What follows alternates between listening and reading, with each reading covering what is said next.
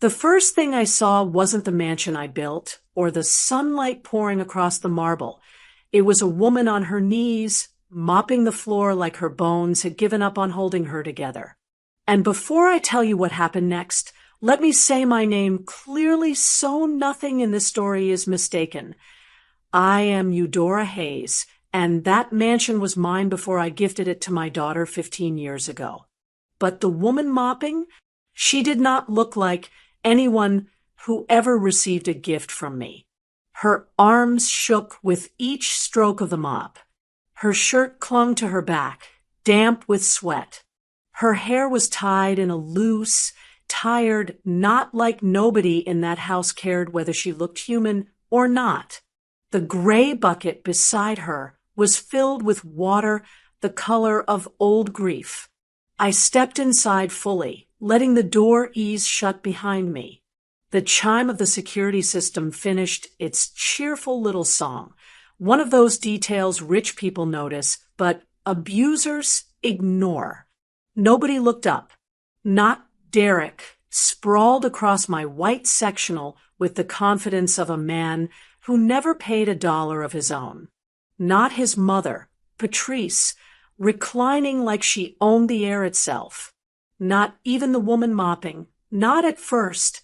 "Move that bucket," Patrice said, flicking her wrist like she was swatting a fly. "You're dripping too close to my shoes." The woman jolted, grabbed the bucket, and slid it an inch. Just an inch. Like she knew even that much could cost her something. And that was the moment she finally looked at me. Her eyes, God help me, those eyes were empty. Not tired, not stressed. Empty, like someone had reached inside her and scraped away anything that made her a person. I felt my breath catch in my throat because those eyes belonged to my daughter, to Kiera. She didn't speak. She didn't gasp. She didn't run to me or smile or break. She squinted like she was trying to remember me from somewhere far away, like I was a name she used to know but had misplaced, like I was a face she hadn't earned permission to recognize. My child did not know me, and the worst part was Derek and Patrice didn't care enough to even turn their heads. Derek snapped his fingers, sharp, commanding, and Kiera flinched so hard the mop clattered. If you're still with me, if this moment hits any place in you that remembers what it feels like to see your child diminished, drop a small heart in the comments so I know I'm not standing in this memory alone. I force myself forward, suitcase wheels clicking against the tile. Only then did Patrice glance my way. "Can we help you?" she asked without interest, like I was a delivery driver who overstayed. Kiera's gaze followed mine, her breathing shallow, shoulders trembling. I watched her mouth open just a little, as if a name might come, but she closed it again. Too scared, too conditioned, too broken. 15 years of hard work in the UK, and this was what I returned to. Not luxury, not pride, not the life I hoped my daughter was living, but a stranger mopping a floor she already owned. And the people sitting above her, they thought I would walk in quietly. They thought I would leave quietly. They thought the woman on her knees belonged to them. My fingers tightened around my phone, not shaking, not hesitant, just cold with purpose.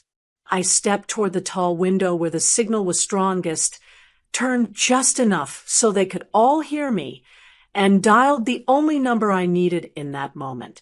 When the line clicked open, I did not breathe before speaking. I didn't need to. My voice sliced clean through the room. Open the contingency file. Kiera blinked at me the way people blink when they wake up in someone else's house. Her eyes moved across my face slowly, searching for a name to attach to the features in front of her. I watched her pupils drag from my forehead down to my mouth, then back to my eyes, like she was flipping through a dusty drawer in her mind that she had not opened in years. For a second, something flickered there, recognition trying to climb up through exhaustion, but it fell back down before it could reach the surface. I ended the call and slipped my phone into my bag, keeping my gaze on her. The last words I said into that line still sat in the air between us like a quiet threat no one understood but me. I set my suitcase against the wall and walked toward her, slow and careful, like approaching a wounded animal that might bolt or break if startled. The mop was still in her hands, strands dripping dirty water onto the tile around her knees. I stopped just in front of her and lowered myself down, my old joints protesting, but I did not let that show on my face. "Kiera," I said softly. Her name felt strange in my mouth, like something I had been repeating to myself in hotel rooms and airports and office corridors overseas, then suddenly heard out loud in the wrong place. Her whole body flinched, not from surprise at my voice, but with a sharp, instinctive jerk, the way a child reacts when they learn certain sounds are followed by pain. Her grip tightened on the mop handle. Her head dipped, chin to chest. She did not look me in the eye. Behind us, Patrice let out a light, mocking chuckle. "She gets tired," she said, words floating forward like air freshener over a trash can. "She likes keeping busy. Don't mind her." That laugh put a splinter under my fingernails. I kept my focus on Kiera. Up close, the details hit me harder. The skin around her mouth was cracked and dry, the corners pulled tight from clenching her jaw. Fine lines had settled across her forehead, the kind that come from frowning in the dark with no one there to see it. A strand of hair had slipped loose from her tie and stuck to the side of her neck, damp with sweat. I reached up slowly, offering my hand, not touching her, just placing it in the air between us. "Look at me, baby," I whispered. The word baby slipped out before I could stop it. 15 years is a long time to be gone, but it is not long enough to retrain a mother's tongue. Her shoulders twitched.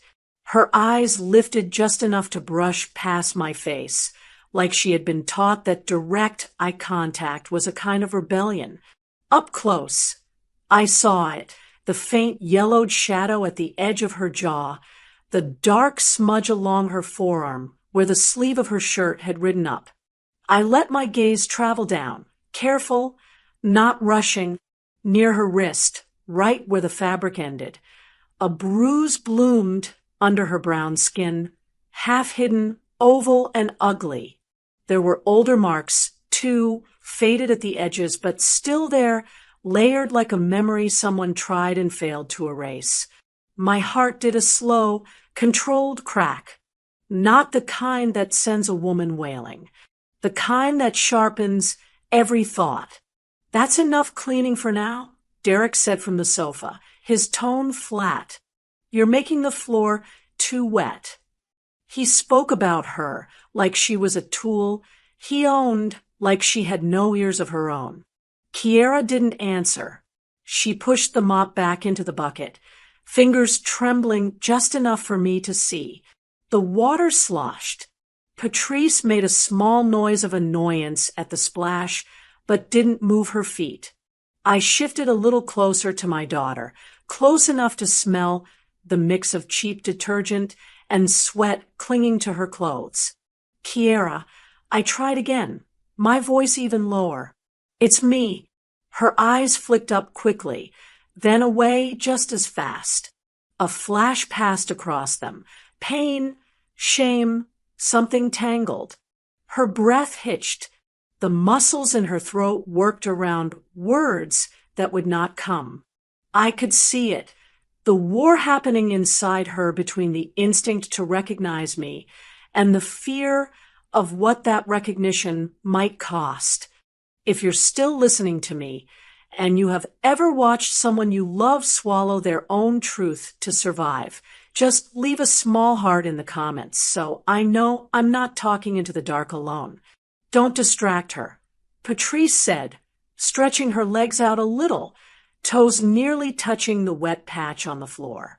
She gets behind when people stand over her like that. The way she said people carried the kind of cold that did not need volume. Derek clicked his tongue, once, impatience leaking through. You heard my mother, he said. Finish up and take the bucket back where it belongs. Her mother. The words lodged in my chest like a stone. I did not argue that point. Not yet. Instead, I watched Kiera's hand move. She pulled her sleeve down over the bruise in a quick practice motion, as if she had done it 1,000 times in mirrors and hallways and doorways where someone might notice. My gaze met hers for a heartbeat. This time she held it, just barely. No welcome there. Only fear and something close to apology. Her lips parted. When she spoke, her voice was scraped, raw, and thin, like it had been used to say sorry more than anything else. Please, she whispered, the word breaking on her tongue. Don't get me in trouble. I stood up from beside Kiera and turned fully toward the couch, toward the two people who had made themselves comfortable in a life they did not build. Derek lounged there like a man on a throne, one hand resting on the back of the sofa, the other still holding the remote. His shoulders were spread wide, legs apart, taking up space that didn't belong to him. Patrice sat with her ankles crossed, robe tied loose at the waist, chin slightly lifted as if the air in that room answered to her. They looked like they were posing for a picture that would never be developed, frozen in a confidence that came from never being told no in a language they respected. I had seen them like this before, just not this close. In the early years, when Kiera still sent the occasional photo overseas, they were always somewhere in the background, at the edge of birthday parties, at the end of a sofa, near a grill in someone's backyard. Patrice with that same tilt to her head, Derek with that same lazy sprawl.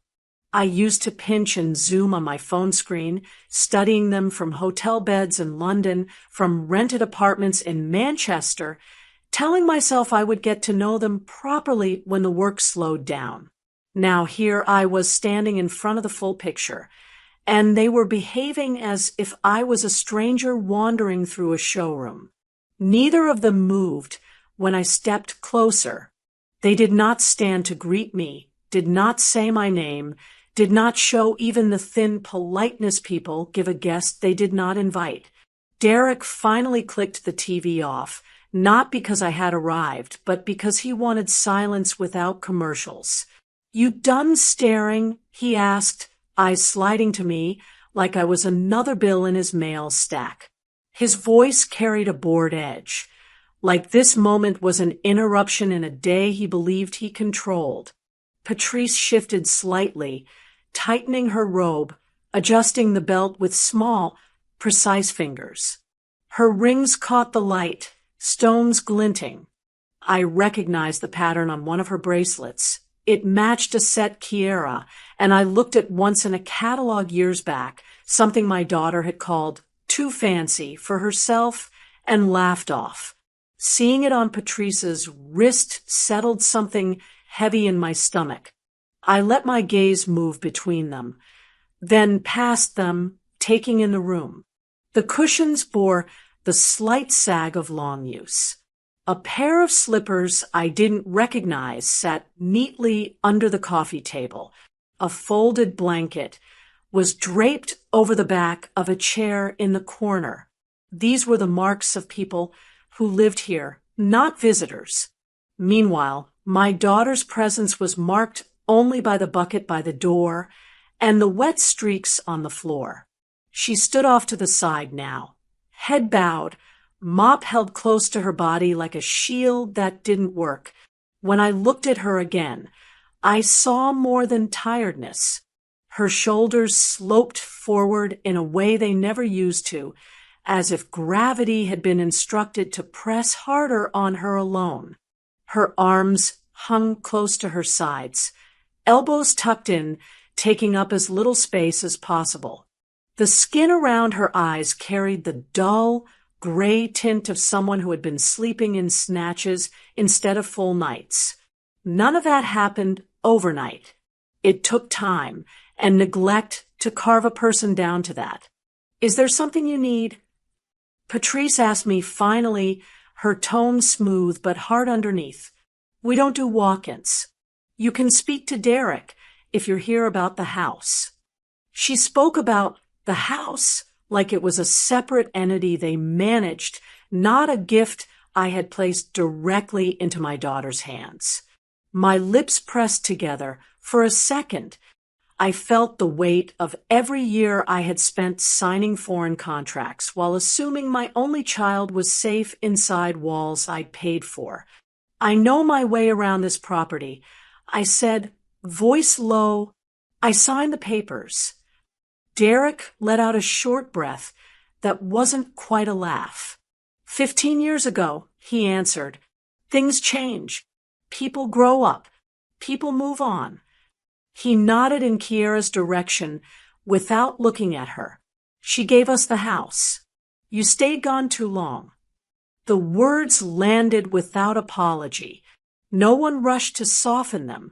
Kiera's fingers tightened on the mop handle, the knuckles whitening. She didn't contradict him. She didn't lift her head. Her silence sat between us, heavy and trained. He wanted me to hear the accusation buried in what he said, that my absence was a permission slip, that my distance made their takeover legitimate. I let the first wave of guilt roll through me and break without showing on my face. I had my own reckoning to do with the years I had chosen work over front porch visits and Sunday dinners, but I refused to let him turn my mistakes into his justification. I took one more slow look at my daughter, at the way her body stood half-turned toward him even when he wasn't addressing her like a dog, listening for the next command. Then I brought my eyes back to Derek and Patrice. My voice, when it came, was soft enough that they had to lean in slightly to catch the words. Did she give it? I asked, letting each syllable sit on the air. Or was it taken? Derek's mouth curved in a slow, humorless smile when I asked my question. He didn't answer me right away. Men like him enjoy the pause. They like the way silence makes their next move feel bigger. He leaned forward, set the remote carefully on the glass table, and pushed himself up from the couch with the ease of someone who never scrubbed a single tile in this house. You want to talk about giving and taking? He said. Fine. He adjusted his shirt, smoothing the front like he was about to make a presentation instead of defend a theft. Then he walked past me, not around, close enough that his shoulder brushed mine on purpose. It was a small contact, but it carried a message. I am not afraid of you. He crossed the room to the built-in cabinet along the far wall, the one where I used to keep family photo albums and the good table linen. Now, when he opened the door, there were no albums, just a stack of folders and a metal lockbox sitting where memories used to live. He crouched, pulled the box out, and set it on top of the cabinet. The sound of the metal hitting the wood echoed a little in the room. Kiera stiffened at the noise, her fingers tightening on the mop handle again. Patrice watched with idle curiosity, like she'd seen this show before. Derek pulled a key from his pocket and unlocked the box. The click of the tumblers falling into place sounded louder than it should have. He lifted the lid and rifled through papers, fingers practiced, until he found what he wanted. When he turned back to me, he was holding a manila folder, edges worn from being handled too often. "You don't have to take my word for it," he said, his tone carrying a smug softness. "We like to do things properly around here." He walked back, slow and controlled, and dropped the folder on the glass table between us. The flap opened just enough for a stack of documents to peek out, crisp white against the brown. "Go ahead," he added, gesturing with a little flick of his hand. "You like signing things. You'll appreciate the paperwork." I didn't reach for it immediately. I watched him instead, watched the way he stood just a little too straight, shoulders pulled back, chin up. This was a performance for him, a moment he had rehearsed in his mind, the day he could hold his supposed proof in front of the woman who funded the life he now claimed. Finally, I stepped forward and opened the folder. The top page was a copy of the deed. My eyes went first to the heading, then to the address I knew by heart, then down toward the line where the signatures lived. Derek shifted, just a fraction, like he wanted to hover over my shoulder, but thought better of it. I let my gaze settle on Kiera's name. The letters were familiar, but the way they sat on the line was all wrong. Her handwriting used to flow, smooth and steady, loops open, strokes even. The signature on that page shook. The first letter started strong, then dipped, the tail of it dragging lower than it should. The next letters bunched together like they were holding on to each other, trying not to fall off the edge of the document. There was a tremor in the ink itself, tiny stops and starts where the pen had hesitated. That was not the handwriting of a woman sitting comfortably at a kitchen table, making a decision with a clear head. That was the mark of someone whose hand had been guided by fear. Behind me, Patrice shifted again, the rustle of her robe filling the quiet. "You see," she said lightly, "everything is in order." If you're listening to this and you've ever seen a piece of paper tell a truth someone's mouth refused to speak, just leave a little heart in the comments, so I know you understand what I saw on that page. I didn't respond to Patrice. I kept studying the signature, letting silence do the work. The notary stamp sat near the bottom, neat and official, the kind of seal that makes people stop asking questions. I took in the date. It was a day I remembered for something else entirely. An email from Kiera that never came, a call she missed, and then never returned. Back then, I had told myself she was busy, that marriage and business and life were pulling her in different directions. Now, standing in that room, I realized what else had been happening while I was smoothing over my disappointment with excuses. "You handed her everything," Derek said suddenly, breaking into my thoughts. His voice had settled into that comfortable arrogance again. "And she handed it to me. That's how this works. You pass the torch, she chooses who carries it. That's family." I lifted my head slowly and looked at him. On the surface, I kept my face calm, features arranged in the same polite interest I wore in boardrooms when men tried to talk over me with half the information. But inside, something narrowed. My eyes sharpened, focusing not just on him but on the pattern behind his words, the way he positioned himself as the natural next step, the way he turned my absence into his permission slip. Kiera stood, in my peripheral vision, pressed to the side of the room, like part of the wall. Her shoulders had crept up toward her ears, her body folding inward. She didn't move, didn't speak, didn't reach for the documents with her own name on them. My phone buzzed in my bag, the sound cutting clean through the heavy air. I didn't look away from Derek as I reached down and slid it out, glancing at the screen. One short message from my lawyer sat there, clear and simple.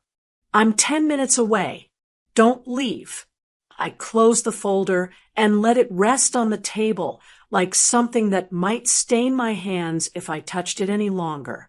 My phone, still warm from the message, sat in my palm. 10 minutes. That was all I needed to buy. 10 minutes of truth before other people started writing reports about my child's life. I slipped the phone into my bag and turned back toward Kiera. She hadn't moved from her spot near the wall. Her eyes were on the floor, on the damp trail left by the mop, as if staring at it hard enough might make her disappear into it. "Come with me," I said softly. I didn't wait for permission. I walked over and gently touched her elbow, the way you touch a glass that looks like it might crack if you press too hard. Her skin was warm under my fingers, too warm for someone who had been working in a cooled house. She flinched at the contact, a small shake running through her arm, but she didn't pull away. I guided her toward the far corner of the room, away from the couch, away from the cabinet with the lockbox. Patrice made a disapproving sound under her breath, but didn't bother to get up. Derek settled back into his seat, one eye on the TV screen he'd turned off, the other pretending not to watch us. In the corner, the light shifted. The angle of the window cast us half in shadow, half in sun, close enough to be seen if someone wanted to look, far enough for them to pretend they weren't listening. I turned so my back was to the rest of the room, placing my body between Kiera and the eyes on the couch. "You're burning up," I murmured, keeping my voice low. "How long have you been sick?" Her lips pressed together. For a moment, I thought she wouldn't answer. Then her shoulders sagged, a tiny surrender.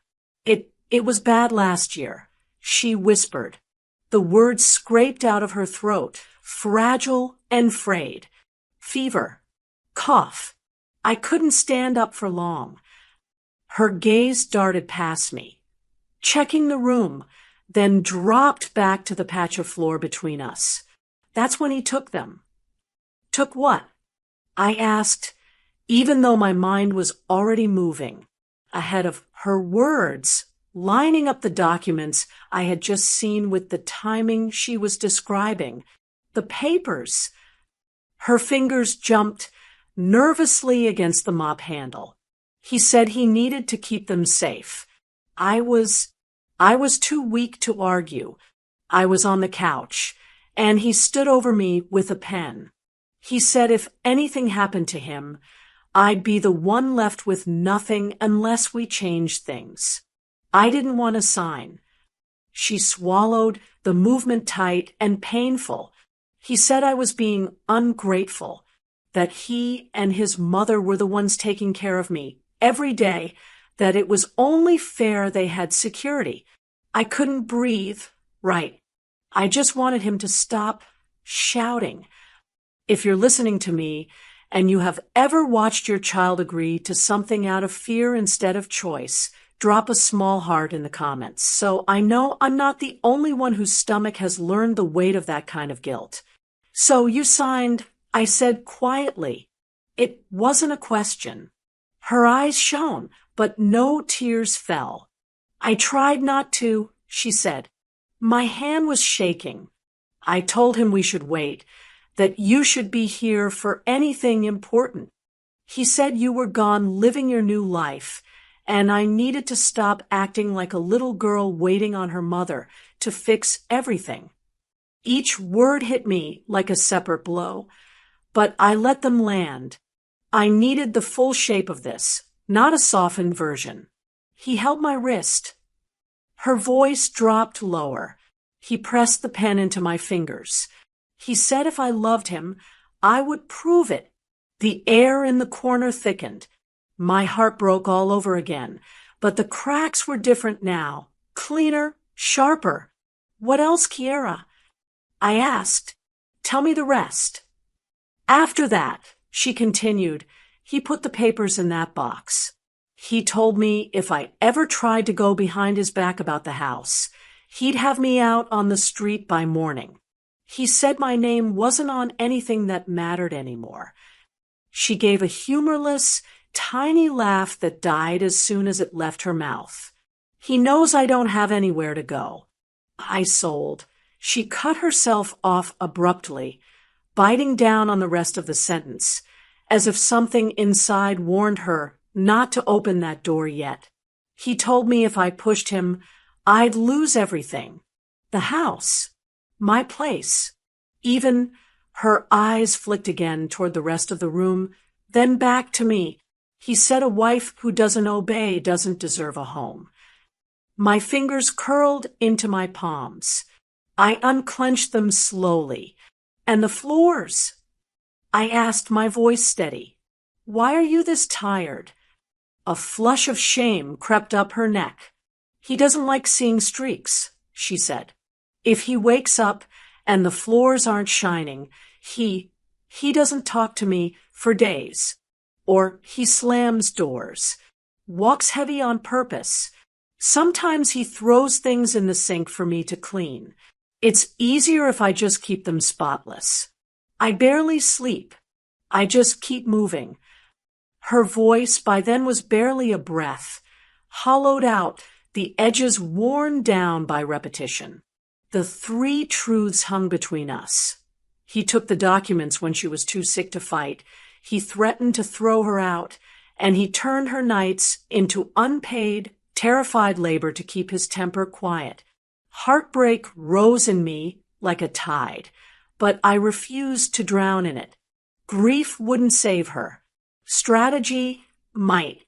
In that corner, something in me shifted. The guilt that had sat heavy on my chest since I walked through the door pushed to the side, making room for something colder, clearer. I was not just a mother who had come home too late. I was a woman who knew how to turn signatures and threats into evidence. I lifted my hand and touched Kiera's arm lightly, not flinching at the heat of her skin. "You're not crazy," I said softly, "and you're not weak. You were cornered." Her eyes filled again, but she held herself still, like crying might earn her another punishment. From behind me, across the tiles of that sitting room, I heard it, the heavy, deliberate sound of boots approaching. Not the light shuffle of someone passing through. The stomp of a man who had realized he'd let his wife talk for too long. The sound of his boots barely finished crossing the last tile before his hand was on the mop. Derek didn't ask, didn't clear his throat, didn't warn. He just reached between us and ripped the handle out of Kiera's fingers with a hard, twisting pull that made her stumble. The wet head of it slapped against the bucket, sending a little spray of dirty water onto her bare ankles. "Break time's over," he said, not even glancing at me. "You're behind." His tone was flat, the kind of flat that came from long practice. He turned the mop upright and shoved it back toward her chest like a weapon returned to its owner. Kiera's hands came up automatically, muscles conditioned, catching the handle before it hit her. Her eyes darted between his face and mine, panic pulling tight at the corners of her mouth. She opened her lips as if to explain, then closed them again when she saw his jaw clench. She started. "Talking," he cut in. "You were just talking when there's still work to do." He swung his gaze to me, then, finally acknowledging that I existed. Up close, I could see the thin line of irritation in his forehead, the small pulse beating at his temple.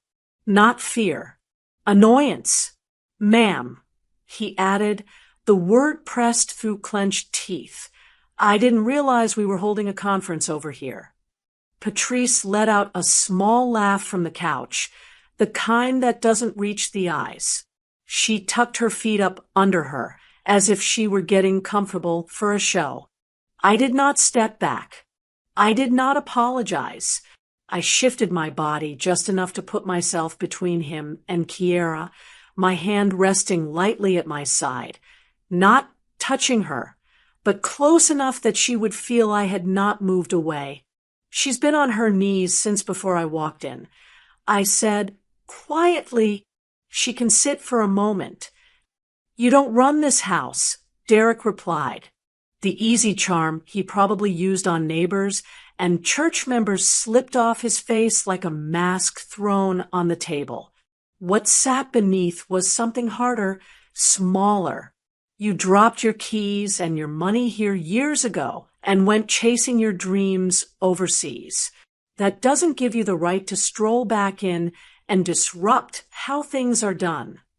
His voice rose slightly on the last words, but not enough to be called shouting. This was how he liked to do his damage, just under the line of what other people might call abuse if they heard it out of context. I saw Kiera's shoulders fold in more, watched her eyes hit the floor again.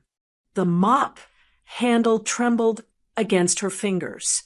Derek, Patrice said mildly, don't get worked up. She's just adjusting. The word adjusting hung in the air like a bad perfume. He snorted, never taking his eyes off me. I'm calm, he said. I'm just setting a boundary. He took a half step closer. The scent of his cologne hit me, heavy and sharp, trying to cover up the sour note of sweat that floated around all the hard surfaces in the room. This is my house, he said slowly, as if explaining something to a stubborn child. My roof. My decisions. You're a guest here, Eudora. Don't confuse that. My name in his mouth felt like an insult. Behind me, I could feel Kiera shrinking back, as if she might fold herself small enough to slide into the corner behind the curtains. I met his stare and held it. Years of sitting across from men in suits who thought my accent and my gender meant they could talk me into a cheaper deal had given me practice. This was a different battlefield, but the opponent was familiar. I let my face stay smooth. No raised brows. No tight lips. Only my eyes changed, narrowing the way they did when I read the fine print on a contract. You're right about one thing, I said. I did leave. I went where I had to go to build what needed building. I stayed too long. That's on me. I let those words settle because they were true, and truth has its own weight. Then I leaned in just enough that he had to decide whether to lean back or stand there and let my presence sit in his face. He chose the latter, jaw tightening another notch. But you are wrong about this roof. I added my voice, dropping low, so only the three of us in that corner could fully hear it. You are living inside a decision that was never yours to claim. His nostrils flared. You gave her everything, he repeated like a man reciting his favorite scripture. She handed it to me. That makes it mine. End of story.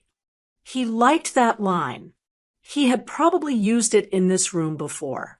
I studied him for a long breath, taking in the slight sheen of sweat at his hairline, the vein jumping near his neck, the way his hand flexed, once around nothing, wanting to grip something. I thought of the signature on that deed, the dates, the tremor in the ink, the fever Kiera had described, the way her hand had been held down. My heartbeat, which had been a wild drum when I first walked into this mansion, settled into something steady, almost frighteningly calm. No, I said finally, not end of story. The air tightened between us. Patrice shifted again on the couch, her robe rustling. Somewhere deeper in the house, a pipe knocked faintly as water moved through it. Outside, a car rolled past, tires crunching softly over gravel. I saw the moment a flicker of uncertainty tried to creep up the back of Derek's neck. He pushed it down fast. You need to leave, he said, his tone dropping an octave. Today, I'm not going to have you come in here, turning my wife against me, stirring up old things. This is my house. I won't say it again. I let the words hang there, not rushing to reply. Then I straightened my shoulders, lifted my chin, and looked him dead in the eyes. Not for long, I told him. The words came out level, no shout, no tremor, just a quiet statement from a woman who had already set things in motion. A beat later, from the direction of the front door, a firm, heavy knock echoed through the house. The knock sounded again, harder this time, carrying through the walls and into the silence Derek had tried to own. He turned his head toward the door, a frown cutting across his face. Patrice shifted on the couch, irritation tightening her mouth. Kiera barely moved, but I felt her breath catch behind me. "Who's that?" Patrice muttered. "We're not expecting anyone." Derek hesitated just long enough to show he didn't like surprises, then squared his shoulders and walked toward the foyer. I stayed where I was for a heartbeat, listening. The front door opened with a soft creak. I heard a man's voice, steady and clipped. "Afternoon. DeKalb County Sheriff's Office. We're looking for Derek Wells and Patrice Wells." He didn't shout. He didn't sound angry. That made it more dangerous. Calm men with badges rarely come without purpose. I moved closer to the archway leading into the foyer, stopping just before stepping fully into view. From there, I could see enough. 2 deputies stood on the front step, uniforms sharp, boots clean, hats low against the sun outside. One held a stack of sealed envelopes in his left hand, the white edges pressing against his fingers. The other had a small notepad tucked into his chest pocket, pen clipped neatly beside it. Their presence changed the air in the house. It felt heavier and cleaner at the same time. Derek braced a hand on the edge of the door, blocking half the opening with his body. "That's me," he said. "This is my mother. What's this about?"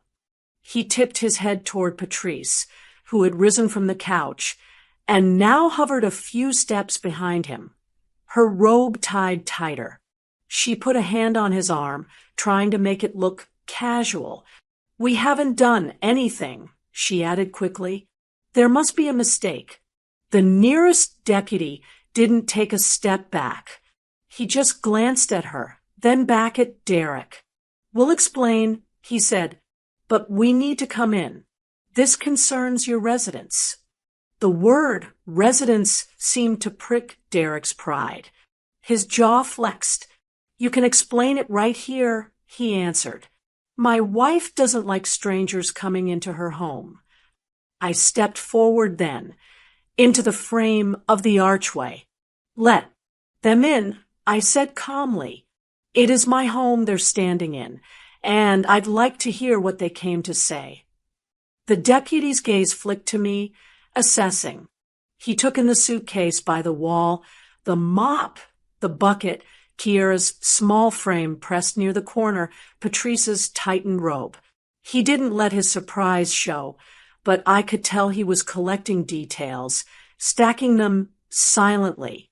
If you're listening to me now, and you've ever watched authority walk into a room where people thought they would never be challenged, just put a little heart down below. So I know you understand that strange mix of fear and relief. Derek shot me a look over his shoulder, hot and sharp, but he moved aside anyway. Pride bends differently when uniforms are involved. The deputies stepped inside. The taller one closed the door gently behind him, then turned so he could face all of us at once. "Mr. Wells, Mrs. Wells," he began, nodding first at Derek, then at Patrice. "We're here to serve you with an order issued this afternoon by the county court." Patrice's hand tightened on Derek's arm. I told you, we haven't done anything, she said, voice rising. We pay our taxes. We mind our business. Ma'am, the deputy replied, you'll have a chance to respond. Right now, our job is to present this and make you aware of what it means. He unfolded the top envelope, careful not to tear the paper, and pulled out a document. He didn't hand it over yet. He read first. This order places a temporary freeze on all property-related actions regarding this residence. He recited, eyes moving steadily across the page. It also initiates an investigation into suspected coercion, intimidation, and possible forced servitude occurring within these walls. The words dropped into the room, one by one, heavy as stones in a still pond. Kiera's head snapped up. I saw her eyes widen, confusion and terror fighting for space. Patrice's mouth fell open, then snapped shut, then opened again, like a fish gasping in shallow water. Forced servitude, she repeated, scandal and fear braided together. That's ridiculous. She's family. The deputy glanced toward Kiera, just for a moment, then back at the paper. We're not here to argue the details, he said. We're here to make sure nothing changes about ownership or occupancy until the investigation is complete. No selling, no transferring, no evicting. At that, Derek's eyes sliced toward me. Something ugly moved across his face, a shadow passing behind his stare. The second deputy stepped forward and extended the document. You're both named on the order, he said. We're required to read the key parts to you and confirm you received it. Derek snatched the paper, scanning it too fast to take in much. His nostrils flared.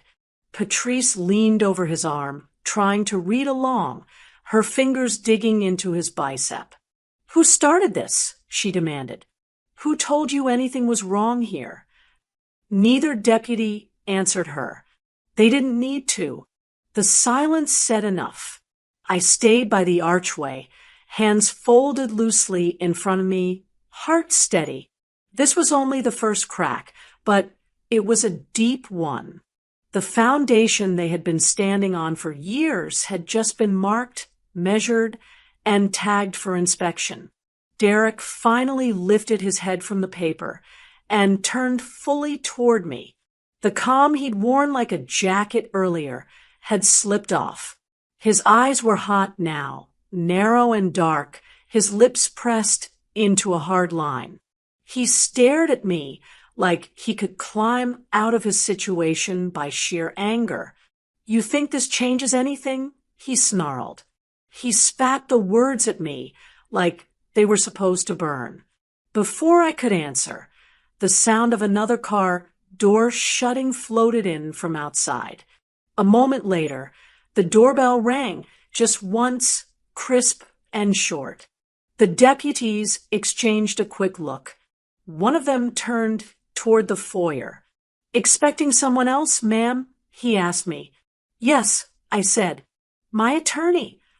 I didn't take my eyes off Derek when I answered. He laughed under his breath, a low, mocking sound.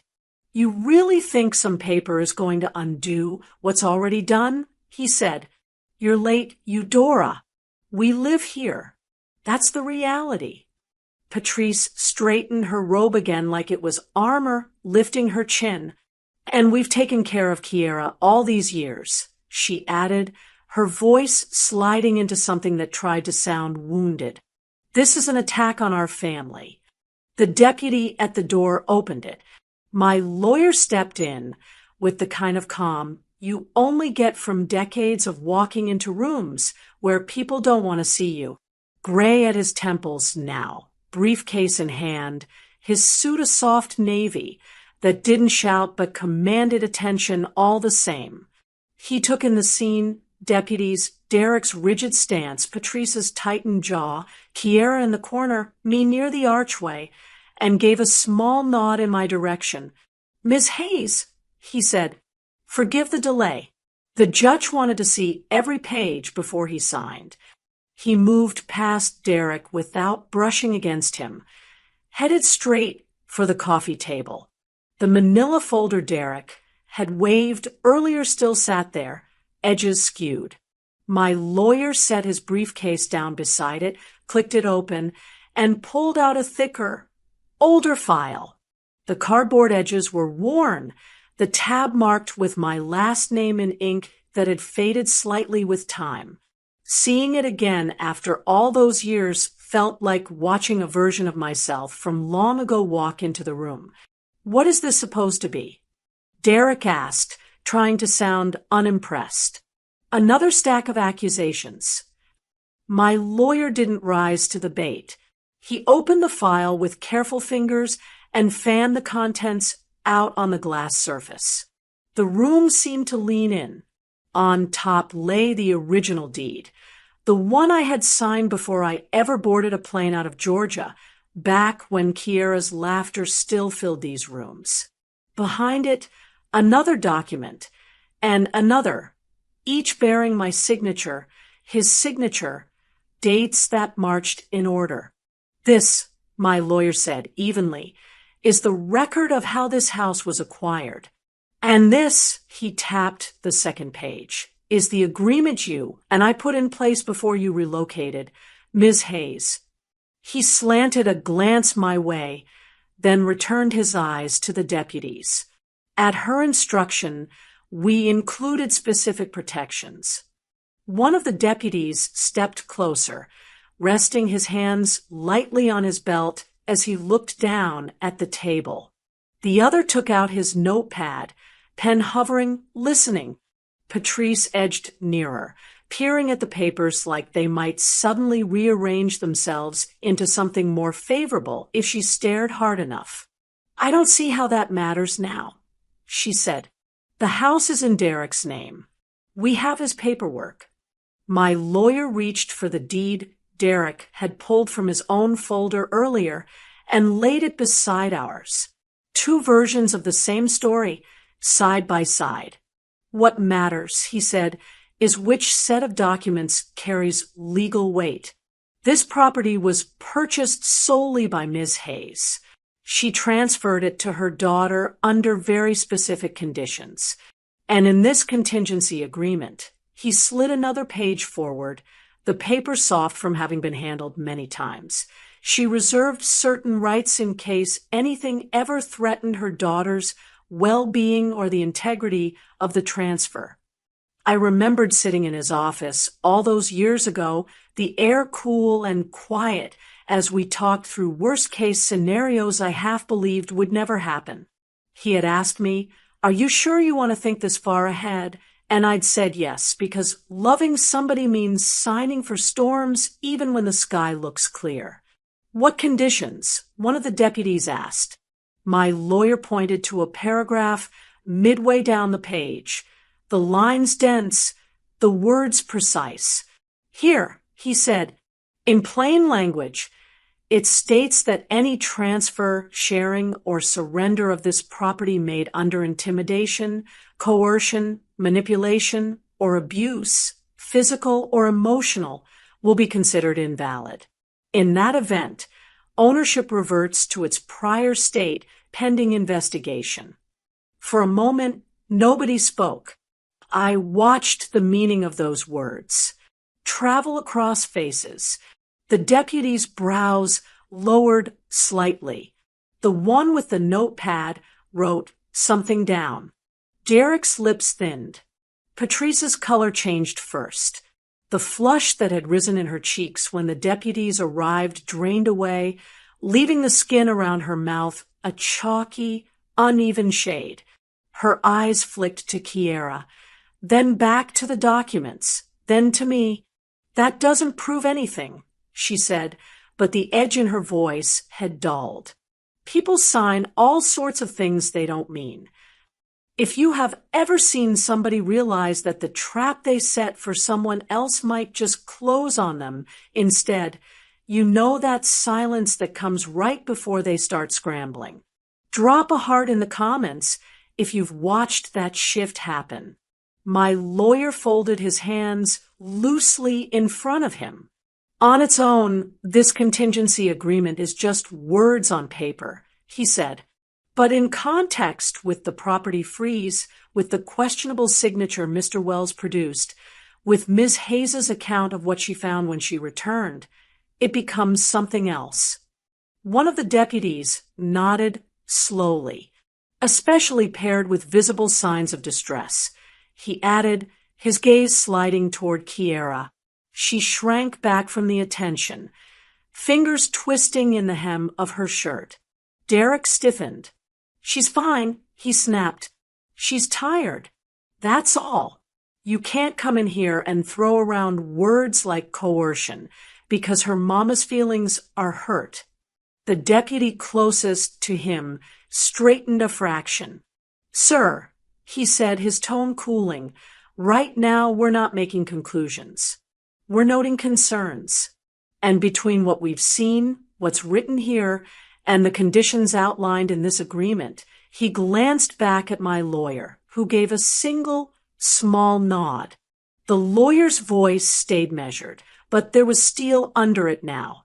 Deputies, he said, we have reason to suspect abuse occurred here. For a moment after my lawyer spoke, the room held its breath. The words suspect abuse don't just sit on top of the air. They sink down into it and change the way everybody moves. One of the deputies cleared his throat softly, then turned his full attention to Kiera. He didn't crowd her. He took a slow step in her direction, hands still resting on his belt, voice lowered. Ma'am, he said, can I speak with you for a second? Kiera froze. Her fingers clenched at the hem of her shirt, twisting the fabric. Her eyes flicked to Derek, then to Patrice, then to me, like she was trying to decide which pair of eyes held the least danger. She's tired. Patrice cut in a little too quickly. She doesn't need all this stress. We've told you, there's been a misunderstanding. The deputy didn't look at her. Ma'am, he repeated gently to my daughter, nobody's forcing you. But I need to ask, are you hurt anywhere? Have you been harmed in this house? Derek let out a rough laugh. Oh, come on, he said. This is ridiculous. She's clumsy, that's all. She bumps into things, then her mama flies in from overseas, and suddenly everyone's calling it abuse. Y'all are being used.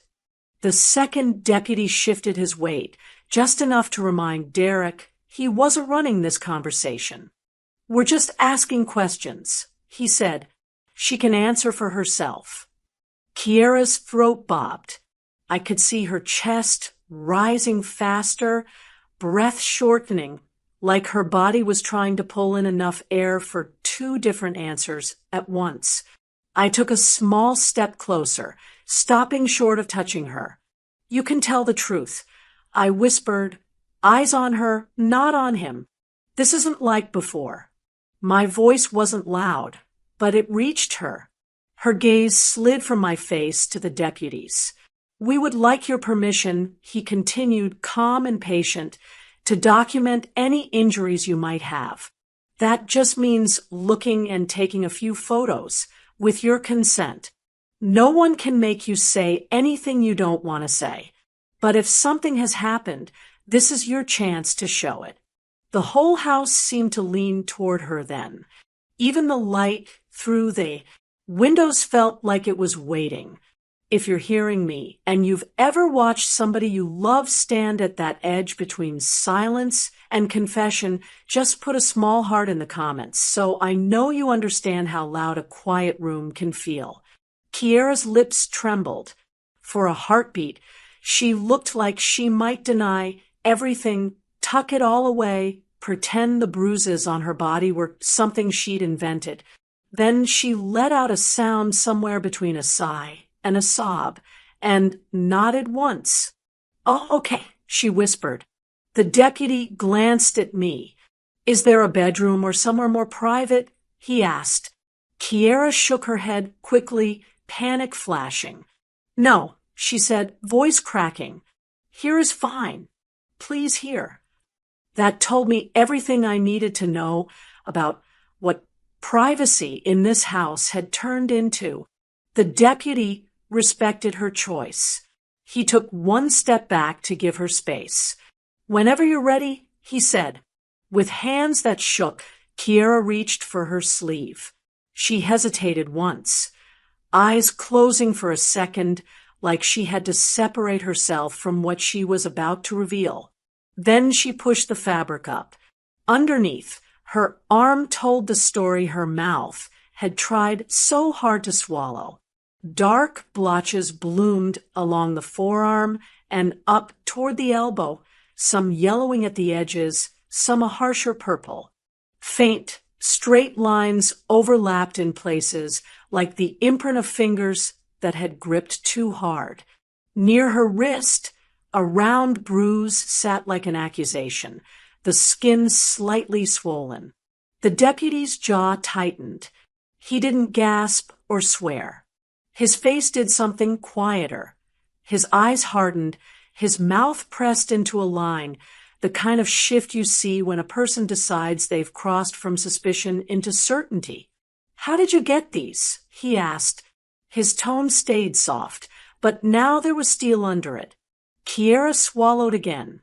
Her gaze slid, almost against her will, toward Derek.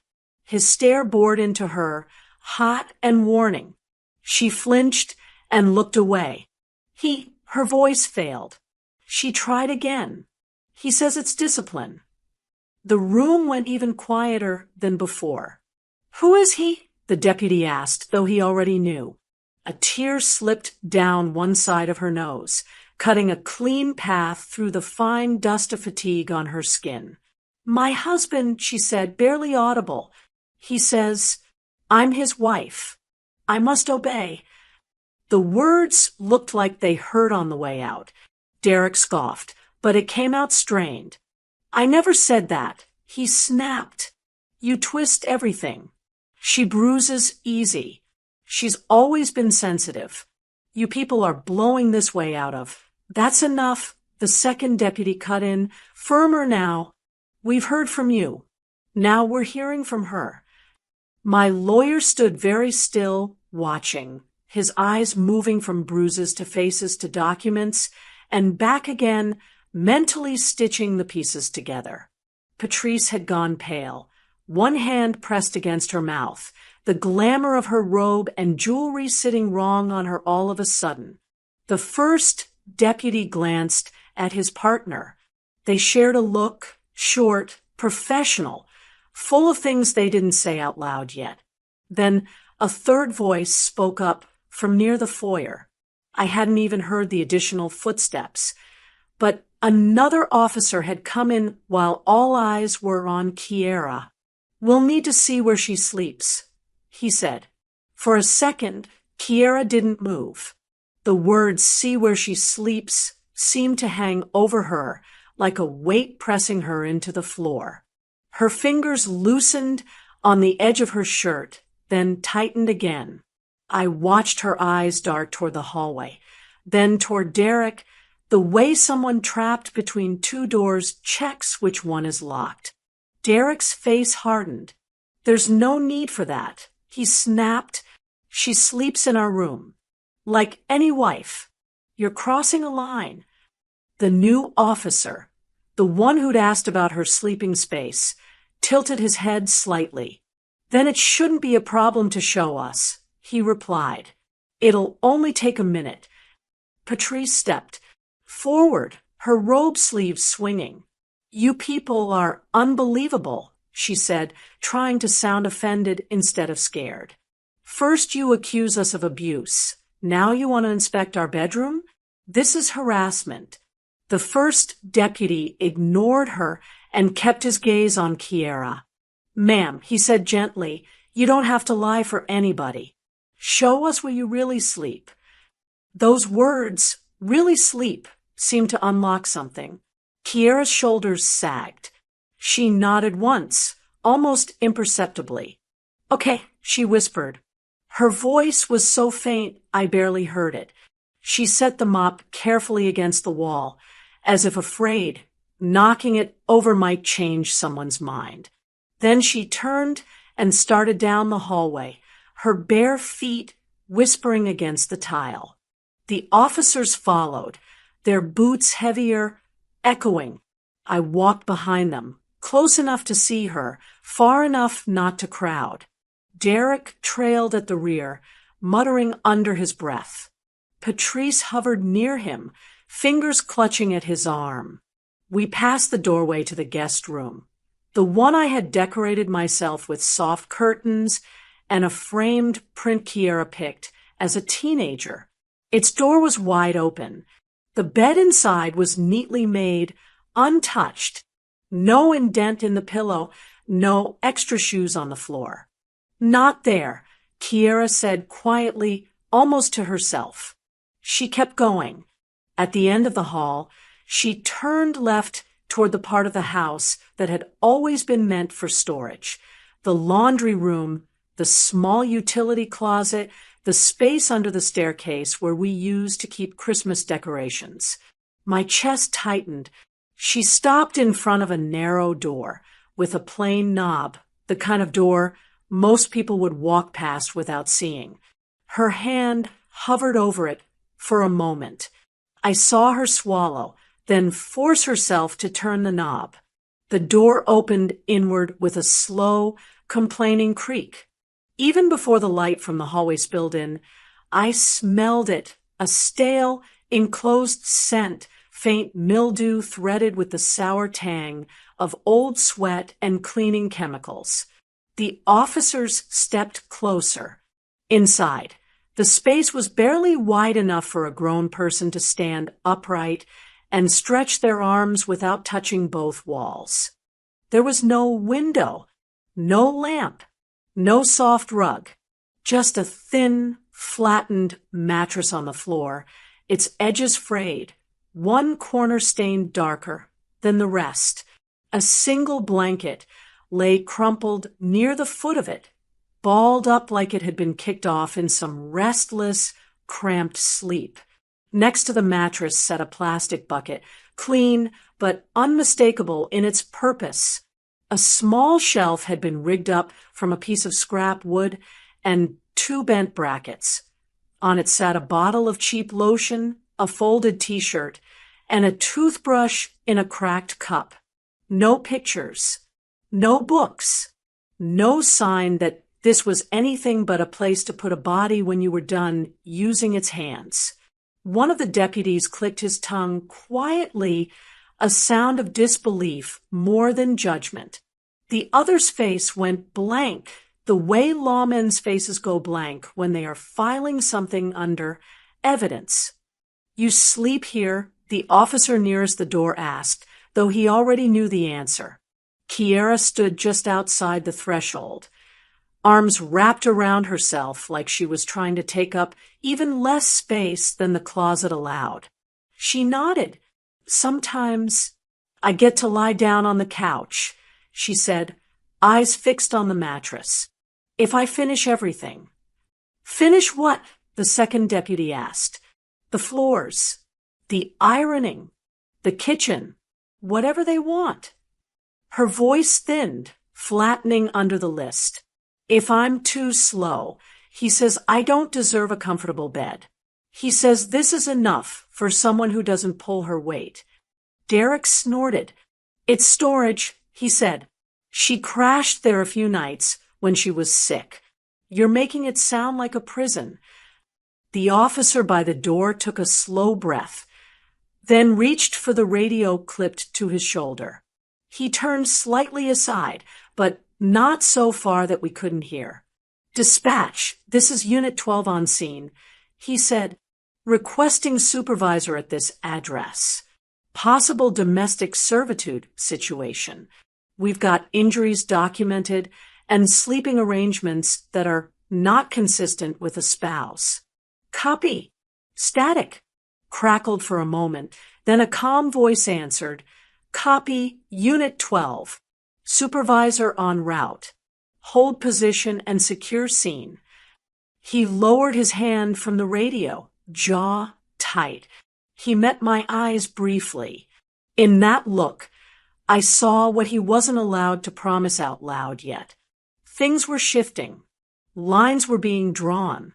Behind me, I heard Patrice's breath hitch. "This is all being twisted," she blurted out, words tumbling over each other. "She likes it down there." The supervisor arrived without fanfare, but the shift in the house was immediate. He was older than the other deputies, with lines around his eyes that said he'd heard every version of "we didn't do anything" more times than he could count. No raised voice, no swagger, just a quiet authority that settled over the room like a new kind of weather.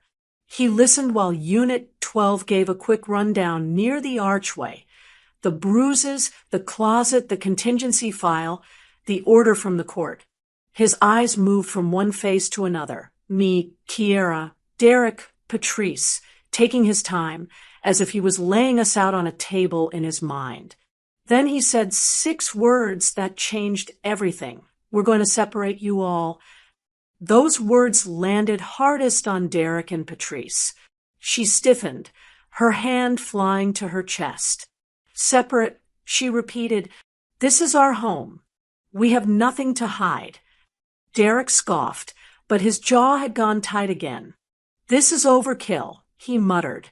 "You're turning a marital disagreement into a crime scene." The supervisor didn't argue. He just gave quick instructions. One deputy led Kiera gently toward the dining area, away from the hall, and the closet door that was still open like a wound. Another motioned for me to sit near the far end of the sofa. Derek was asked to stay by the front door. Patrice hovered between rooms until the supervisor himself gestured toward a chair in the corner and said, "Ma'am, right there, please." He started with Kiera. From where I sat, I could only see her profile, the way her hands kept brushing over each other in her lap, fingers restless. His voice stayed low. I caught pieces. "Did anyone ever threaten you? When did you sign? Who was there? What happened before you wrote your name?" Her answers came in fits and starts, but they came. "He said if I didn't, I'd be on the street." He took the papers when I couldn't stand for long. He stood over me. He raised his voice. I just wanted him to stop. I watched the supervisor write, pause, look up, ask her to clarify one detail, then write again. He didn't rush. He didn't soothe. He treated her words like evidence, not gossip. If you've ever sat in a room while somebody finally told the truth about what was happening behind closed doors, and you felt both proud and sick at the same time, just leave a small heart in the comments, so I know you understand that double feeling. Then it was Patrice's turn. A deputy moved closer to her chair, while the supervisor stepped over. Her tone came out sharp, almost shrill now. "She's always been dramatic," Patrice insisted. "She cries over everything. If she had a bruise, it was from bumping into the table or dropping something. She gets emotional." She stretched that last word like it meant unreliable. The supervisor didn't react. "Did you ever see your son put his hands on her?" he asked. There was a pause. "Not in a way that wasn't normal," she said. "Sometimes a man has to remind his wife of her duties. That's marriage." The pen in his hand stopped moving for half a beat, then continued. After that, he came to me. Up close, I could see the dark stubble on his jaw, the faint coffee stain on his sleeve. "Real man, long day. Miss Hayes," he said, "I need your statement. Start from when you walked in today. Only what you personally saw and heard." So I did. I told him about the first thing I saw being my daughter on her knees, the way nobody looked up when I opened the door, the snapping fingers, the mop, the signature that shook across the page. I told him about the heat in her skin, The things she whispered in the corner about papers taken when she was too sick to fight, about nights she stayed awake to keep the floors shining for a man who liked power more than rest. I did not add extra. I did not soften. I gave him what belonged to my eyes and ears, and left out what came from my imagination. When I finished, he nodded once and closed his notebook. Then he walked to Derek. Up until then, Derek had been pacing by the door, arms folded tight across his chest, eyes darting from one cluster of conversation to another. The supervisor stopped a few feet away from him, leaving a pocket of space. "Mr. Wells," he said, "your turn. I want to hear your side." Derek huffed. "My side is simple," he said. "My wife has been under stress. She overreacts. She doesn't always remember things right. She grew up with her mother doing everything for her, and now she thinks being treated like an adult is abuse. She's unstable sometimes.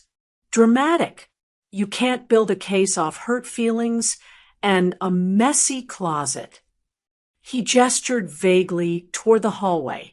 She wanted to sleep near her cleaning supplies, said it made her feel productive. Nobody forced her. The supervisor's face stayed neutral, but his eyes sharpened. "She says you held her wrist while she signed over access to the house," he said. "She says you threatened to throw her out. She has recent injuries and no proper bedroom. You're telling me all of that is just stress?" Derek lifted his chin. "People say things in the heat of the moment," he replied. "If she didn't want to sign, she wouldn't have. She's not a child." She agreed. "You're letting an emotional woman and a guilty mother paint me into a corner." The word guilty hit, but I let it slide past. Guilt was my business to handle, not his to weaponize. The supervisor let a beat of silence stretch between them. When he spoke again, his voice had lost any trace of softness. "All right," he said. "If that's your position, then you won't mind us reviewing your financial records. Joint accounts, business accounts, transfers connected to this property, and any assets that came from Ms. Hayes originally." Derek's posture changed then. It was small, a tightening around his eyes, a slight shift of weight from one foot to the other. But I saw the panic flicker up behind his gaze before he buried it. "You can't just dig through my money because some woman is tired," he snapped. "You need a reason." The supervisor nodded once. "That's what we're building," he answered evenly. "And right now, given what we've seen and heard, we have enough to start." He glanced at the deputies. "Take Mr. Wells outside while we secure the scene and make some calls," he instructed. "He's not under arrest at this moment, but he doesn't need to be in the middle of this next part." One deputy stepped to Derek's left, another to his right, not touching him, but close enough that the line was clear. "This is my house," Derek said again, but there was less power in it now. They guided him toward the door, firm and professional. When it closed behind them, the sound didn't just cut off his voice. It sealed him on the wrong side of his own front step. They brought us outside like they were opening the house up to new air. The front yard had that late afternoon hush, the sky softening from blue toward gold. But my body didn't feel any of it. A patrol car idled at the curb, lights off for now, engine humming low. Derek stood near it with two deputies, arms folded, pacing in a tight line, talking fast. I made myself look away from him. He wasn't my assignment anymore. A folding clipboard appeared in the supervising officer's hand as he guided me toward the hood of another car parked in the driveway. "Ms. Hayes," he said, "I'm going to take your full statement now, written and verbal." I know you're tired, but this part is important. I straightened my back. Tired or not, this was the one thing I knew how to do. Put events in order and stand by them. He handed me a pen and positioned the form under my hand, then clicked on a small recorder and set it between us. Start from when you arrived at the residence today. He said, stick to what you saw and heard. So I did. I told him I stepped into the house and saw my daughter on her knees, mopping a floor she already owned, while her husband and mother-in-law sat on my furniture giving orders. I told him no one acknowledged me at first, how he snapped his fingers to make her move faster, how her hands shook on the mop handle. I described the way she flinched when I said her name, the bruises at the edge of her sleeve, the heat in her skin when I touched her arm. My handwriting stayed surprisingly neat as I wrote it all down, line after line. Years of filling out forms and contracts in strange offices had trained my hand not to wobble under pressure. He listened without interrupting, just nodding occasionally, asking me to repeat a word here or there, so it would be clear on the recording. You mentioned photographs earlier inside, he said when I paused. You said you took some when you first arrived? I reached into my bag. Before they really looked at me, I answered. I pulled out my phone like I was checking messages. I took 2 pictures of her, one from the doorway, one when she moved closer to the couch. I wanted proof of how she looked before anybody could say I was exaggerating. I scrolled to the photos and turned the screen so he could see Kiera bent over the mop bucket, shoulders slumped, eyes hollow, the Wells pair in the background like they were watching a show. The officer's jaw clenched just a fraction. Can you email these to the address on this card? He asked, slipping a small contact card from his pocket. We'll back them up to the case file. I'll do it now, I said. My fingers moved over the screen, forwarding the images while he noted the time and file names. If you're listening to me and you've ever reached a point where you stopped begging and started documenting, just drop a small heart in the comments, so I know I'm not the only mother who learned to turn her pain into evidence. When I finished writing, he took the clipboard, glanced over my statement, then had me sign and date the bottom. This lines up with what my deputies observed. He said, quietly, we're also going to get an official medical assessment for your daughter. Her condition is concerning. The words concerning condition were too small for what I'd seen in her eyes, but I understood he had to talk like a report, not a mother. What happens now? I asked. I kept my voice even. I wasn't asking for comfort. I needed a sequence. Right now, we lock this down. He replied, no one changes paperwork. No one moves money. No one moves her out of that house without us knowing. We're drafting an affidavit for an arrest warrant and additional search authority. My officers inside are finishing the scene notes.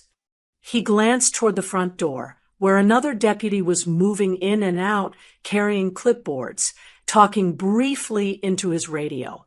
Financial Crimes Unit is already pulling what they can on the property and related accounts. He added, they work fast when something smells off. I thought of Kiera's voice in the corner of that sitting room, the way it had thinned out around words like threat and street, and if I loved him, I would prove it.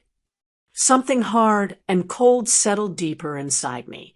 I wasn't running on rage anymore. This was a different fuel.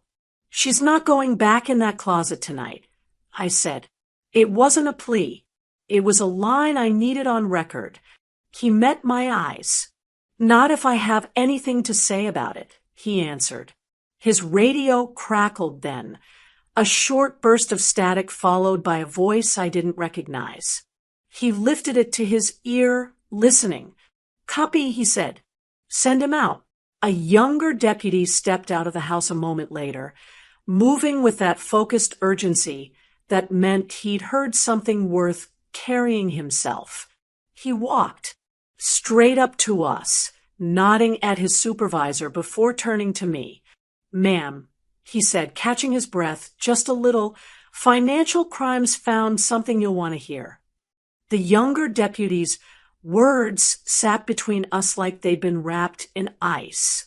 "Financial crimes found something you'll want to hear." His eyes flicked to me, then to the supervisor, then briefly toward the patrol car, where Derek still paced in the half-shadow of the flashing bar, hands cuffed in front now, not behind.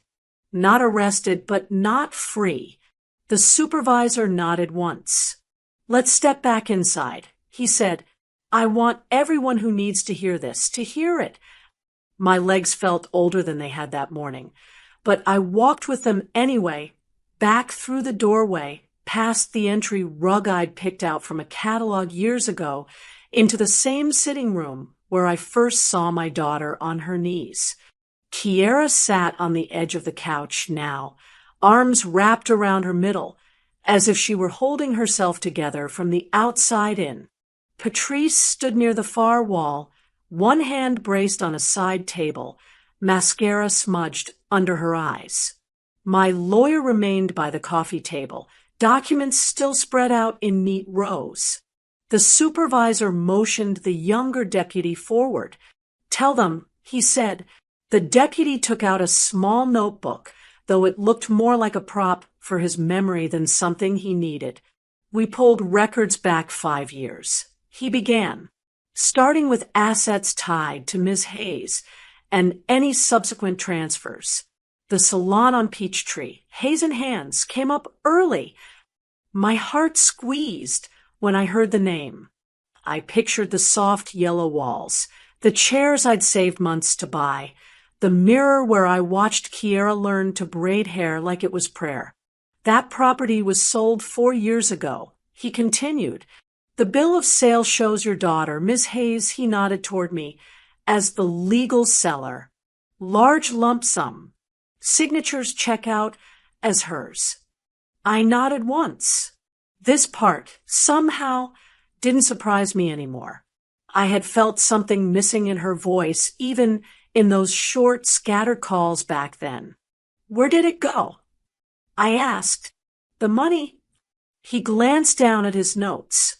"That's where it gets interesting," he said.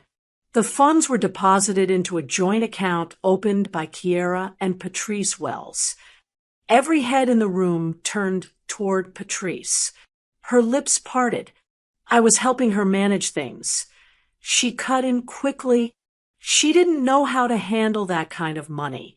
She asked me to. 3 days after the deposit, the deputy continued, not raising his voice. A large portion of that money was transferred into an account labeled Medical Reserve. The memo lines mention cancer treatment. The word hit me like a slap I hadn't seen coming. I heard it again, this time in Kiera's voice, the way she used to say it on the phone, soft and rushed. "Patrice is sick. It's serious, they're saying cancer." My fingers dug into my palm. "We checked with the hospital listed in the memo." The deputy went on. "Their system has no record of Patrice Wells ever being admitted, consulted, or treated for cancer. No oncology visits. No imaging. Nothing matching the dates or amounts." The room tilted just a little. The deputy's words kept going. "We also cross-checked outpatient clinics and local specialists. Same result. There's no medical paper trail to match where that money was supposed to go." For a moment, nobody spoke. The lie sat there, exposed, ugly, and raw. Patrice's face went slack, then tightened again.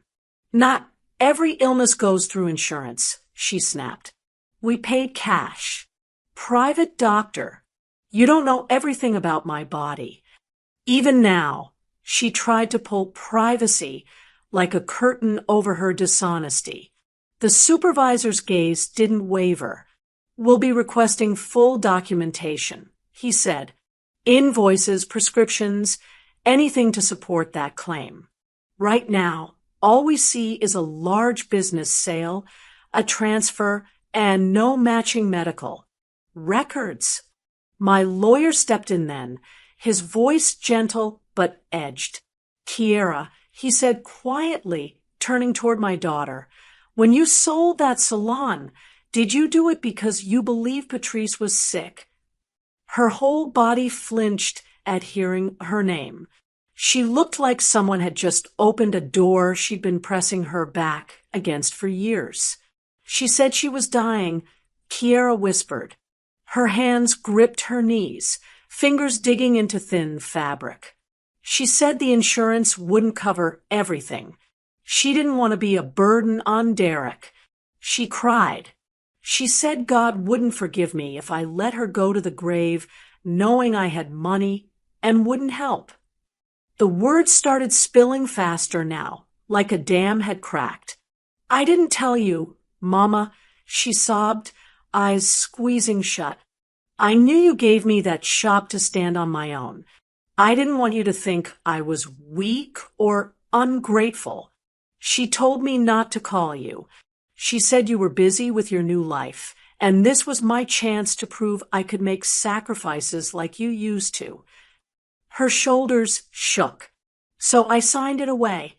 The chairs, the mirrors, the regulars who used to ask about you. All of it. I sold your gift to save her." Her voice broke on that last word. My chest ached in a way no plane ride, no boardroom, no empty hotel room had ever managed to reach. Betrayal wrapped around grief, but not at her, never at her. Patrice's eyes darted wildly now, like she was searching for a version of this story that made her look less monstrous. "I was sick," she insisted. "I had symptoms. The doctor said it might be cancer. We were preparing." With no follow-up, my lawyer asked quietly, "No records? No treatment?" She didn't answer. The supervisor drew in a slow breath and let it out. The silence that followed felt different from all the others that day. This one carried decision. He turned toward the doorway, where Derek had been brought back inside just in time to hear his mother's lie laid bare. Rage sat on his face, but for the first time, some of it looked like it wasn't aimed at us. Between the physical evidence, the witness statements, the fraudulent use of medical claims to obtain funds, and the coercive control over this property, the supervisor said, "Voice level, we're past suspicion." He nodded once to his deputies. "Place him under arrest." They moved fast once the words left his mouth. "Place him under arrest."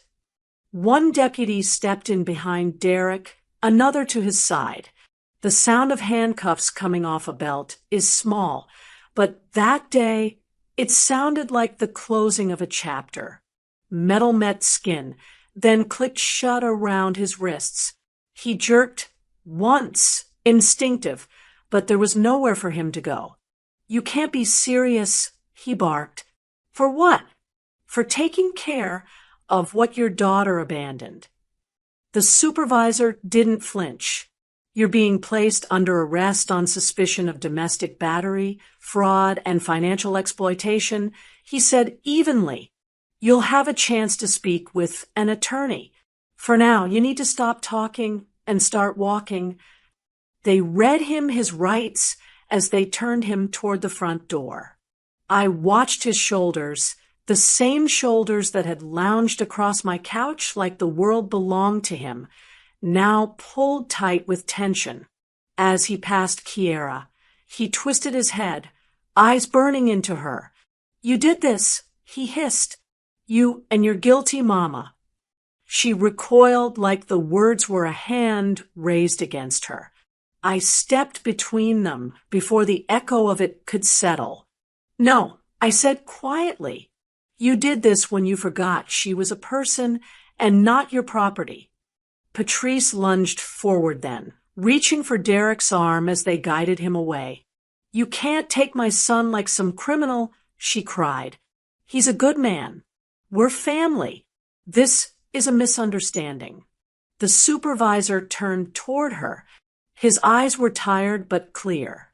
Ma'am, he said, based on what we've found so far, you're also being detained for questioning on fraud and participation in financial exploitation. You'll need to come with us. She froze. For the first time all day, she seemed to understand that the net she helped string around my daughter's life had threads leading back to her own ankles. When the second pair of cuffs closed around her wrists, she didn't fight. She just kept repeating, I was sick. I was sick, to nobody who believed her. They led them both out onto the front lawn. The sun had dropped lower, brushing everything in a soft gold that didn't match the hardness of what was happening. Neighbors had started to gather on the sidewalk, drawn by the patrol cars and the uniforms. Curtains twitched. Phones appeared in hands. A man across the street folded his arms and watched, expression unreadable. A woman 2 houses down clutched a grocery bag to her chest, eyes wide.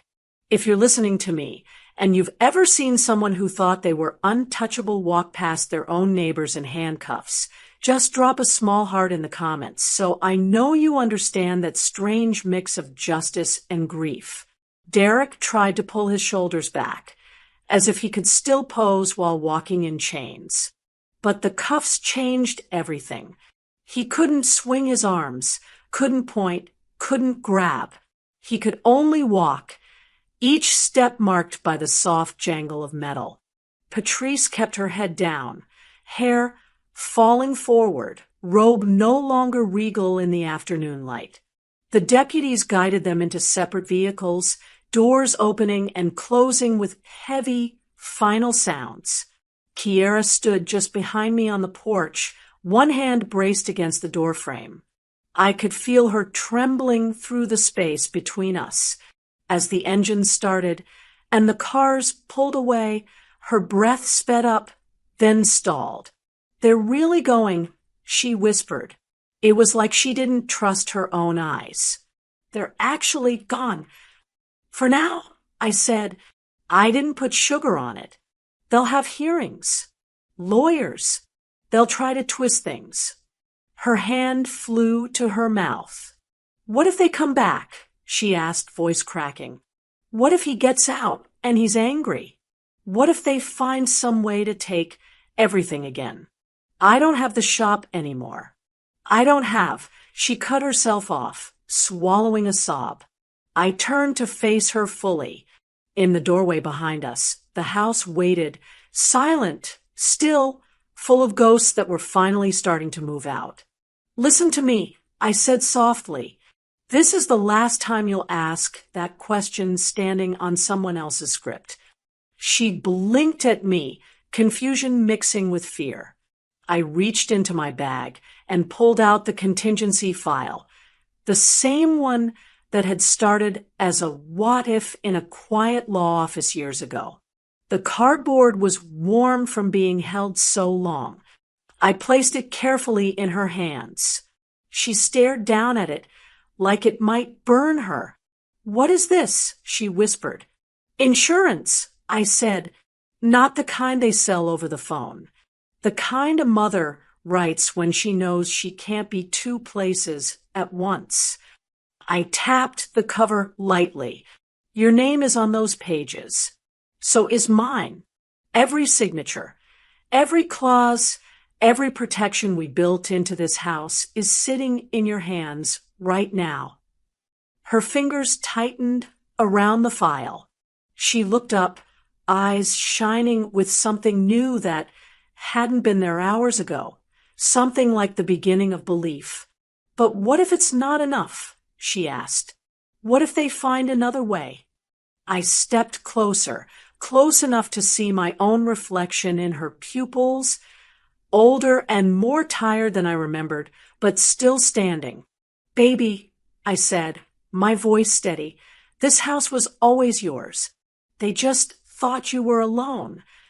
It was almost dark when she finally stood in front of that door. The master bedroom had been at the end of the hallway since the day this house was built, but to Kiera it looked like a country she didn't have a passport for. Her bare feet hovered on the line where the hallway would met the bedroom carpet, like crossing it might wake up ghosts. The deputies were gone. The cars had rolled away. The house was quiet in a way I'd never heard before. No television, no orders, no heavy footsteps meant to make someone flinch. Just the soft hum of the air conditioner and our breathing. Her fingers tightened around the contingency file pressed to her chest. "You sure I can go in?" she asked. It broke my heart that she needed to ask permission to step into a room with her own name on the deed. I leaned against the opposite wall, not touching her, close enough for her to feel I was there. "You don't need my permission," I said. "But yes, I'm sure. Open it." She reached for the knob like it might burn her. When it turned smoothly under her hand, something flickered in her eyes. Surprise, then something like anger that it had always been this easy and still felt so impossible. She pushed the door open.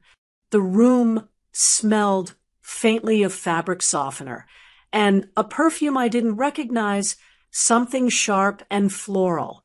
The bedspread was different from the one I'd picked years ago. Patrice's taste stamped over mine, but the bones of the room were the same. Big windows. High ceiling. The headboard I paid for in cash. Kiera stepped inside like she was walking into a photograph she'd seen of herself, but couldn't remember posing for. Her gaze moved across the walls, up to the ceiling fan, down to the nightstands. Then it landed on the far side of the room where a stack of plastic bins and taped boxes sat pushed against the wall, half hidden behind a garment rack. "Those weren't there before," she murmured. I pushed off the wall and joined her, my body slow but steady. "The officers pulled them out from the attic access." I said, "They said your things were crammed up there on top of old Christmas decor. I asked them to set them aside." I watched her absorb that, the fact that someone had decided her life belonged in a crawl space. She walked toward the boxes like she was afraid they might disappear if she moved too fast.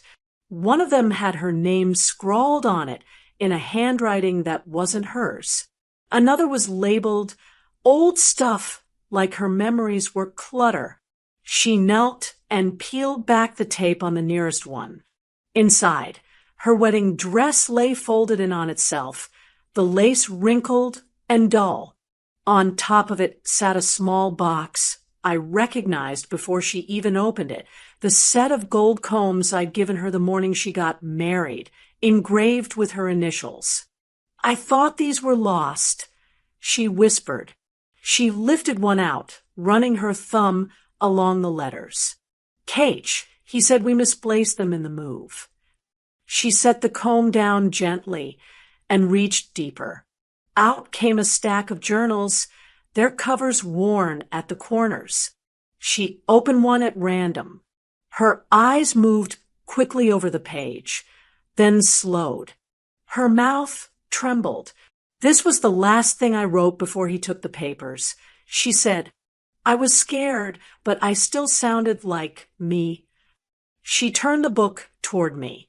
On the page, in neat looping handwriting that didn't shake, she'd written about plans for the salon, ideas for a community braiding class, a note to call me on Sunday. I felt something twist inside my chest. If you're still with me, and you've ever watched someone you love find a younger version of themselves trapped on a page, drop a heart in the comments. So I know I'm not the only mother who's seen that kind of grief. Kiera pressed the journal to her chest, then set it aside with careful fingers. She moved from box to box. Here, a pair of shoes she used to wear to the shop, Saul's barely worn. There, a framed photo from her wedding, her smile wide, eyes bright, edge of my hat visible on the side. Patrice and Derek had kept the frame, but tucked it away up here, like the version of her with hope was bad for business. They took everything that reminded me I had a life before them. She said quietly, not just stuff, thoughts, plans, even my name. He started calling me girl when he was mad. She called me that child when she talked about me to neighbors, like I wasn't in the room. She stood slowly, looking around the master bedroom again. I forgot what it felt like to have a door I could close where no one was allowed unless I said so. I walked to the bed and sat on the edge, patting the space beside me. You remember now? I said, this room doesn't belong to his voice or hers. It belongs to the woman whose name is on every honest piece of paper tied to this house. She joined me, her shoulders sagging, the file still clutched in one hand. I took it gently, set it on the nightstand. You won't be sleeping in that closet again, I told her. If you wake up in the middle of the night, reaching for a mop, we'll sit right here until your body understands the war is over. Her throat worked around a sound that didn't quite become a sob. Tears finally spilled over, running down in two clean tracks. I don't know how to live without listening for his footsteps, she admitted. I don't know how to relax in a room without wondering what I'll pay for it later. I laid my hand over hers, the same hand that had signed away too much under someone else's threats, and squeezed. You don't have to know tonight, I said. You just have to know you're allowed to find out. She turned her head to look at me.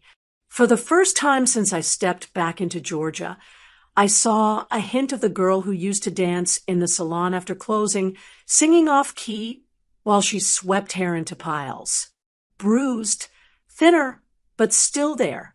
Mom. Her voice shook, but the words were clear. I want to live again. Tell me how. I brushed a tear from her cheek with my thumb, then folded her fingers around the edge of the comforter, anchoring her to the bed that was hers. Start tonight. I said softly. You're home.